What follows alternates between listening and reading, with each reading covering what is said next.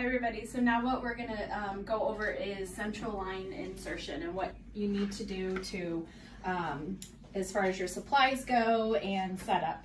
So right here I have the triple lumen central line kit. So you're going to want to grab this. Inside here you're going to have your triple lumen catheter. So remember, for our trauma patients, we want the single lumen, otherwise known as a Cordis, but for our critically ill, like medical patients that are going to go to the ICU, they need multiple sites, we're going to utilize the triple lumen. And I'm going to specifically talk about our COVID patients. So if we need to put in a central line for this population of patients, we're going to want this triple lumen kit. So you're going to want to grab the kit itself, and then you're going to have your 3 caps that you're going to want to have on hand. And then on the side of this kit, you're going to have 3 sterile flushes. Additionally, you're going to want to grab 3 sterile syringes and 3 of your normal saline vials, and then your access needles, just in case you need additional sterile flushes. So when we talk about central line insertion, we're thinking about putting a catheter into the larger veins of the body.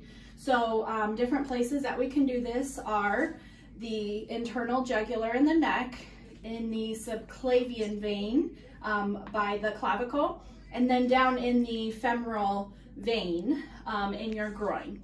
So when we're thinking about this for our COVID patients, we want to avoid inserting anything up here around the face, airway, so that we're eliminating our risk for exposure. So when we're anticipating placement for central line with this population of patients, we're going to anticipate that we're going to be placing these into the femoral sites, okay? So the physician will likely need an ultrasound machine to help with the insertion. So you definitely want to have that on hand and in the room ready to go.